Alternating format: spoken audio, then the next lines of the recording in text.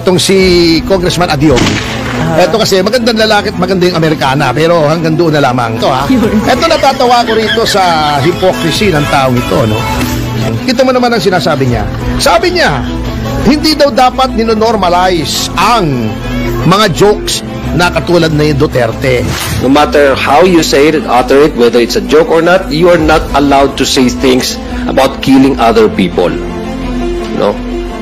Eh kayo hindi dapat ninonormalize dahil hindi kayo normal. Hindi normal yung pinagagagawa nyo.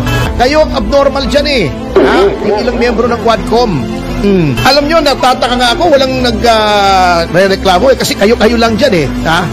Na dapat i-strike out from the records yung inyong mga pinagsasabi kasi unparliamentary. Hindi nyo lang alam ang gusto. Tinatakot nyo. Ipapakontem kita, you are lying. O sasabihin pa ni Adyong doon sa kliyente ko, puro pa-cute ka lang. Kung ano-anong insulto ka, tatawagin nyo yung mga tao dyan, pathological yan. Hindi lang hindi dapat ninonormalize, Bok. Ha? Sabi niya, we have to draw the line. Sabi niya, it's time really to draw the line. When do we allow these things, this kind of talks, to to go unscathed and without even a sense of impunity? It's not right to normalize this, and we just allow public officials, former or incumbent, to go around and throw all these threats arbitrarily. May gana kang mag-criticize kay Duterte? Anak ng teteng ka naman, buhay ka, oh.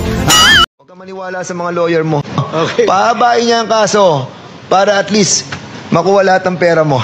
Okay. I challenged him and I challenge him again. Dan, huwag kang magtago dyan sa likod ng parliamentary privilege. Ulitin mo yung sinabi mo rito. Ulitin mo sa harapan ko. Tignan natin kung ano mangyayari. Romualdez, Dalipe, at Quimbo, pinasususpinde.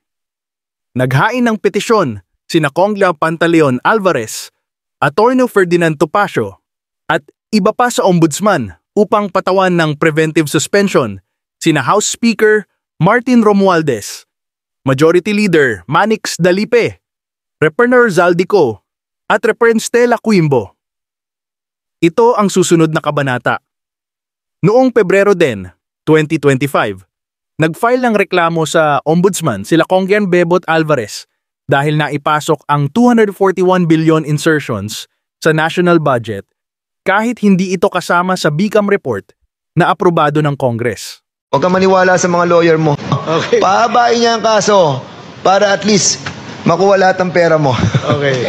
And accordingly, kapag nag-file na yung mga victims ng human trafficking, we are telling you, walang bail yan. Right away, ikukulong ka. So, Mr. Chair, I want to give to Ms. Cassandra Leong this Republic Act number 6981 para for her to contemplate while she's in our custody. Kasi, basahin mabuti to. We are helping you. Huwag kang maniwala sa mga lawyer mo. Challenged him and I challenge him again. Dan, huwag kang magtago dyan sa likod ng parliamentary privilege. Ulitin mo yung sinabi mo rito. Ulitin mo sa harapan ko. Tignan natin kung ano mangyayari.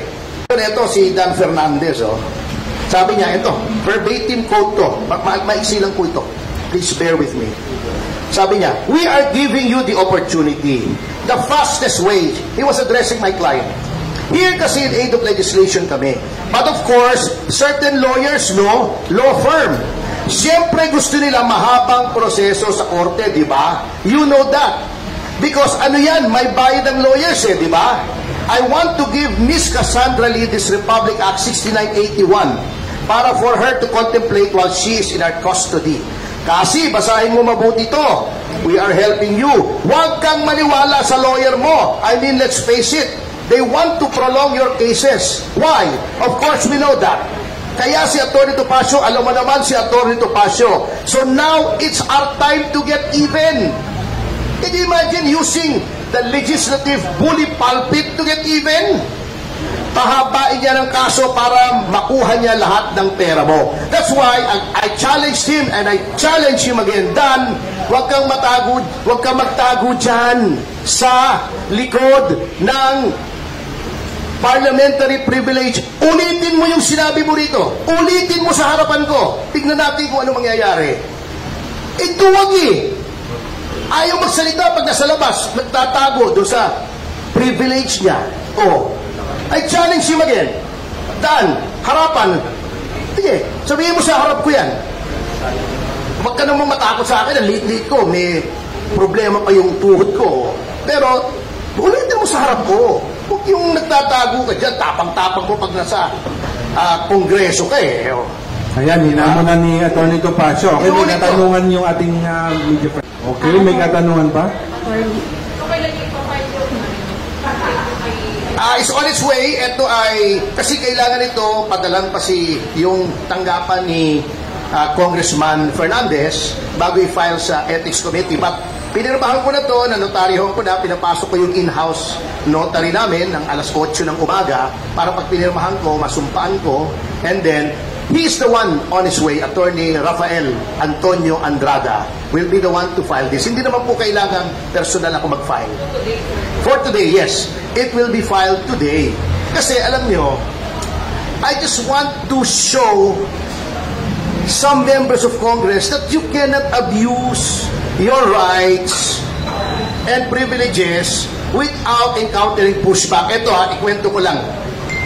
Ngayon, umpisahan nila yung TRICOM hearing on guidelines daw on fake news. Kasi, eto, get this. Kaya nila ginawa yung TRICOM na yun dahil may mga fake news daw na targeted against members of the Quadcom. Unang-una, kung alam mo ang iyong konstitusyon, you cannot do that. You cannot start legislation for the benefit of a particular class of people. That is class legislation that is prohibited under the Constitution. Hindi pwedeng gagawa kami ng batas para sa amin lang. That's unallowable class legislation. Gagawa ka ng batas, mag-iimbestiga ka dahil kinikriticize ang Quadcom. Saang planeta na naman pwede yan? Baka sa alternate universe. Hindi po pwede yun. If you make legislation, unless merong class legislation, but make criteria. You cannot make legislation just to benefit a particular set of people. Basahin nyo yung si Barok. Sino yung apelido ni Barok? Yung tracker na laging nagdidemanda sa Supreme Court. Yung against the Truth Commission na kinonstitute ni Noynoy. Sinabi niya to investigate the abuses during the Arroyo administration. You cannot do that. That is class legislation, and that law was struck down by the Supreme Court. Bakit i-concentrate mo sa criticism sa Quadcom? Meron bang kailangang batas pa?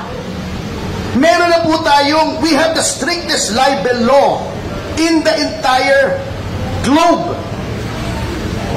In the entire world, tayo po yung pinapamahigpit na libel law. Isa tayo sa very few countries na criminalized pa ang libel. Meron pa tayong cyber libel. Meron pa tayong civil action under the civil code for defamation, fraud, and physical injuries. Kung pwedeng humingi ka ng danyos for civil libel ang tawag doon. Ano pang kailangan mong batas?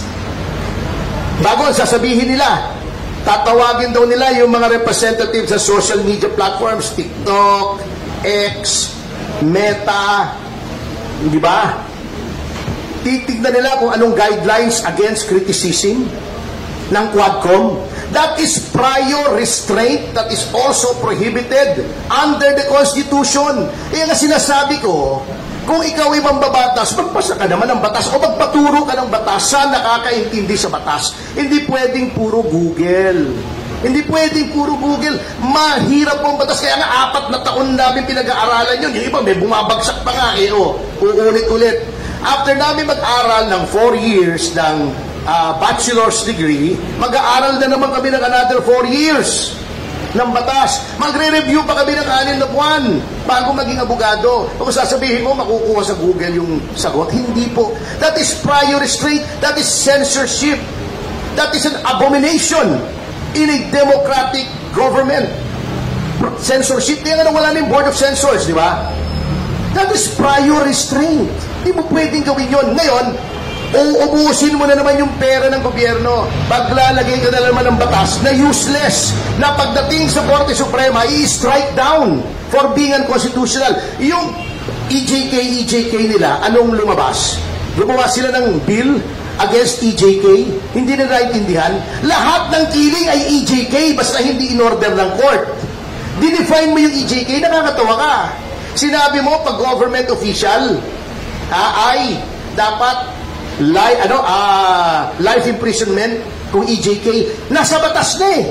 Pagka ikaw yung public official, ikaw yung nagpapatay, qualified na. Life imprisonment na.